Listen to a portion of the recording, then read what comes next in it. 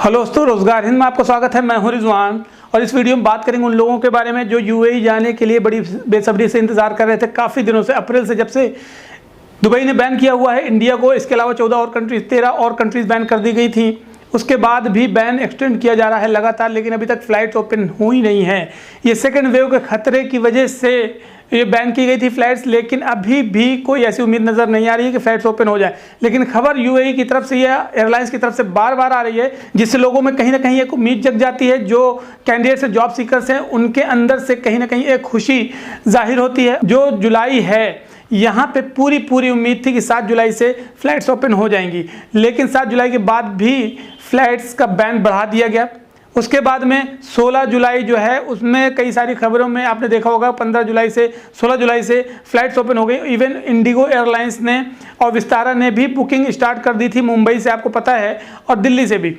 उसके बाद में आपको खबर पता चली होगी एमिरेट्स ने भी बुकिंग एयरलाइंस की चालू कर दी है, लेकिन ऐसी किसी भी तरीके की खबर गवर्नमेंट अथॉरिटी जो यूएई रेगुलेटर्स होते हैं उनकी तरफ से नहीं आई थी।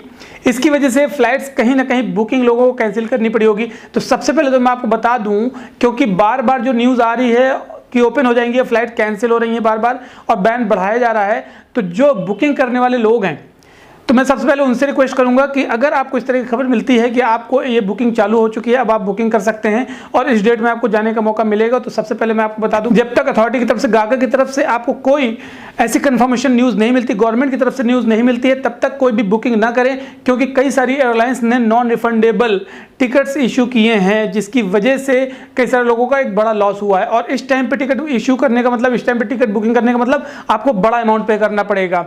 आपको पता है कि 7 जुलाई से लेकर 4 बार एयरलाइंस ने अपने इरादे बदले, मतलब एयरलाइंस ने जो कमिटमेंट किया है उसमें फेल है। 7 जुलाई को ओपन करने की बात हुई, लेकिन 7 जुलाई से बढ़ा दिए गए बैन। उसके बाद में 15-16 जुलाई से बात हुई, 15-16 जुलाई को भी अभी बैन बढ़ा दिया गया। मतलब कहने का कि बुकिंग ओपन हो रही थी, बुकिंग कर भी लिया होगा, लेकिन फिर से अब ये खबर आ रही है कि अब 21 जुलाई तक बैन को एक्सटेंड कर दिया। यूएई गवर्नमेंट की तरफ से खबर आ गई, अब बैन को एक्सटेंड कर दिया है। तो 21 जुलाई के बाद में ये हुआ था कि जब बकरीद खत्म होगी, सारी जो छुट्टियां खत्म हो जाएंगी, उसके बाद फ्लाइट चालू हो जाएगी। मतलब 24, 25, 26 इस बीच में फ्लाइट चालू हो जाएंगी। लेकिन फिर से एक नई खबर आ गई, एहतियात की तरफ से अनाउंसमेंट हुआ है कि अब 31 जुलाई तक, मीन्स कि ये सारी जो इंडिया से हैं और 3 अदर कंट्रीज हैं, श्रीलंका है, बांग्लादेश है और पाकिस्तान है, यहाँ से जो साउथ एशियन कंट्रीज़ हैं, उसमें साउथ अफ्रीका और नाइजीरिया भी शामिल है, यहाँ से 1 अगस्त तक फ्लाइट बैन रहेंगी। मतलब इन लोगों को परमिशन नहीं है जाने की। अगर आपने तैयारी भी कर ली थी या बुकिंग भी कर ली थी, टिकट इशू भी करवा लिया था, तो ये जान लीजिए कि 1 अगस्त तक अभी आपके लिए कोई भी एंट्री अलाउ नहीं होगी। आपने जो भी तैयारी की होगी वो सारी आपकी तैयारी कैंसिल है। तो इसलिए आपसे अभी रिक्वेस्ट है कि अगर आप प्लानिंग कर रहे हैं टिकट बुकिंग की तो ना करें। दूसरी बात यह है कि गवर्नमेंट की तरफ से, यूएई गवर्नमेंट की तरफ से अभी ऐसा कोई ऑफिशियल अनाउंसमेंट नहीं आ रहा है, ये एयरलाइंस कर रही हैं। आपको पता होगा कि विस्तारा ने भी फ्लाइट्स ओपन कर दी थी मुंबई से और टिकट भी इशू करना चालू कर दिया था। आपको पता है कि 850 दिरहम या 1100 दिरहम इस तरह के टिकट भी इशू करना चालू कर दिया था। इंडिगो एयरलाइंस ने भी ये बात कही थी कि हम भी बुकिंग ओपन कर रहे हैं और 24 जुलाई से उनकी बुकिंग ओपन हो रही थी। इंडिगो एयरलाइंस के साथ साथ इन्होंने 16 जुलाई से लेकर 21 जुलाई में भी टिकट बुकिंग थी और 24 जुलाई को भी टिकट बुकिंग थी। लेकिन अब ये सारी चीज़ें कहीं ना कहीं बेकार हो चुकी हैं। अब बुकिंग सारी जो है बेकार है। कोई भी एयरलाइंस अभी बुकिंग ओपन भी कर देगी, लेकिन अभी तक गवर्नमेंट की ऑफिशियल इन्फॉर्मेशन अभी तक नहीं आई है, ना ही इनको परमिशन मिली है कि कोई एंट्री दे पाएगा आपको दुबई एयरपोर्ट में। अभी लोगों के लिए जो एंट्री थी, परमिशन थी, वो उन लोगों के लिए थी जो यूएई सिटीजन्स थे, जो डिप्लोमेट मिशन थे और जो गोल्डन वीज़ा होल्डर थे। इन लोगों के लिए परमिशन थी कि ये लोग वहाँ पर जा सकते हैं। और जो लोग 23 जून के बाद से 3 बार टेस्ट करा चुके हैं, फुली वैक्सीनेटेड हैं, उन लोगों को जाने की परमिशन है। लेकिन ये बैन बार बार सामने आ जा रहा है, तो जो लोग नॉर्मली फ्लाइट्स में जाना चाह रहे हैं, जिनके पास विजिट वीज़ा था, जिनके पास बिजनेस वीज़ा था, वो एम्प्लॉयमेंट वीज़ा था, उन लोगों के लिए एक मुसीबत खड़ी हो रही है। बार बार कहीं ना कहीं उनको टिकट कैंसिल करना पड़ रहा है, उनका वीज़ा एक्सपायर हो रहा है और वीज़ा एक्सपायरी की और टिकट कैंसिलेशन की यूएई गवर्नमेंट कोई जिम्मेदारी नहीं ले रहा है। अभी यहाँ पे यूएई गवर्नमेंट की तरफ से बार बार बैन की न्यूज़ आ रही है। अभी आप देख सकते हैं कि एहतियात की तरफ से भी है। जितने भी मैंने आपको इन्फॉर्मेशन दी है ये सारी कहीं ना कहीं एयरलाइंस की तरफ से थी, और आपके पास में सारे सोर्सेज मैं आपको स्क्रीन पर भी दिखा सकता हूं कि आप देख सकते हैं कि 15 जुलाई को भी एयरलाइंस ने बुकिंग चालू कर दी थी, 16 जुलाई को भी बुकिंग थी, 21 जुलाई और 24 जुलाई और 27 जुलाई ये सारी बुकिंग्स थी। 31 जुलाई तक की ये उम्मीद थी कि 31 जुलाई तक की। अभी भी मैं आपको बता दूं कि गवर्नमेंट की तरफ से आपको इस बात की उम्मीद नहीं रखना है कि फ्लाइट्स ओपन हो रही हैं या हो जाएंगी। आप इस बात को माइंड में लेके चलिए कि अभी भी हो सकता है बैन को एक्सटेंड कर दिया जाए, लेकिन आपको परेशान होने की ज़रूरत नहीं है, टेंशन लेने की ज़रूरत नहीं है। थोड़ा सब्र और करना पड़ेगा, क्योंकि अभी जो दुबई एक्सपो होने वाला था ये एक बहुत बड़ा इवेंट था, बहुत बड़ा इवेंट है, इवेंट अभी भी होगा, क्योंकि इसको बढ़ा के 1 अक्टूबर 2021 इसकी जो डेट है वो कर दी गई है। मीन्स कि अभी जो एयरलाइंस हैं जो बंद हैं, कई सारी कंट्री से बंद हैं, और ये जैसे ही एक्सपो का टाइम आएगा इन लोगों की मजबूरी हो जाएगी कि इनको एयरलाइंस में कहीं ना कहीं एयरपोर्ट खोलना ही पड़ेगा और एंट्री देनी ही पड़ेगी, क्योंकि वहाँ पे जो टूरिस्ट जाते हैं उनसे सबसे ज़्यादा बिजनेस कहीं ना कहीं टूरिस्ट से आता है। तो अगर ये एयरलाइंस नहीं खोलते हैं तो शायद उनका एक्सपो भी फेल हो जाएगा। तो दुबई एक्सपो जो होने वाला है उस पर भी बहुत सारे लोगों की रिक्वायरमेंट आएगी, तो जो एम्प्लॉयमेंट का वेट कर रहे हैं एम्प्लॉयमेंट वालों को भी जाने का वहाँ पर मौका मिलेगा।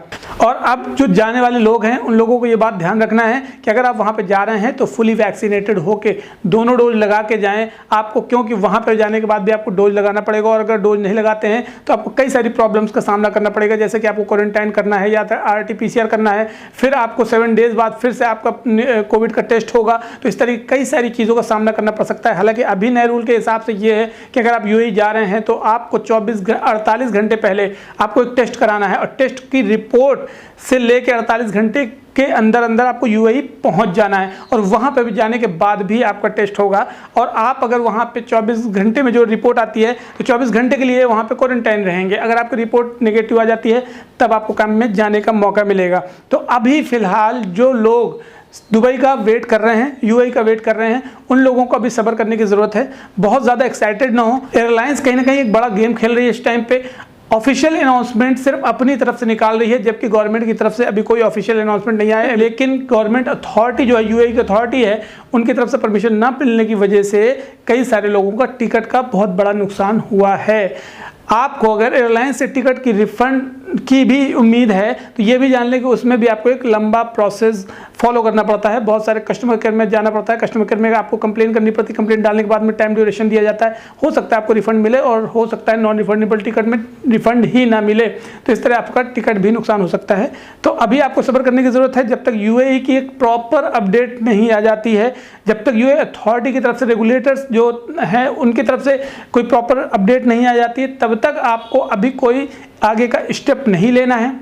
जो लोग काम कर रहे हैं एडवांस में, हाँ, आप उनके साथ में जुड़ के आप एडवांस में वर्क कर सकते हैं कि आज अगर आप एम्प्लॉयमेंट के लिए, वीज़ा के लिए अप्लाई कर रहे हैं, नौकरी के लिए अप्लाई कर रहे हैं, तो ये चीज़ आप ज़रूर करें, क्योंकि अगर आपने आज कर दिया तो शायद आपको आगे आने वाले टाइम पे आसानी होगी। क्योंकि आज 90% से ज़्यादा लोगों के दिमाग में ये है कि अगर आज आप अप्लाई करेंगे तो कोई फ़ायदा है नहीं है। लेकिन मैं आपको बता दूं कि अगर आज जॉब्स आती हैं और आपको मौका मिलता है अप्लाई करने का तो आप ज़रूर अप्लाई करें, क्योंकि आज जो 90% से ज़्यादा लोग हैं वो ये सोच रहे हैं कि अप्लाई करने से कोई फ़ायदा नहीं है, तो इसका मतलब को 90% लोग फिल्टर कर दिए गए हैं। अब आपका 10% में सिलेक्शन होगा, मीन्स कि 100% में 100 लोगों में सिलेक्शन नहीं होगा, 10 में से सिलेक्शन होगा आपका, इसलिए चांसेस सिलेक्शंस के ज़्यादा हैं। तो अगर आपको CV सिलेक्शन का मौका मिलता है, कोई अच्छे कंसल्टेंसी को देखना है, आपको CV सिलेक्शन हो या डायरेक्ट इंटरव्यू हो या जूम पे इंटरव्यू हो रहा हो, तो आप इंटरव्यू ज़रूर दें।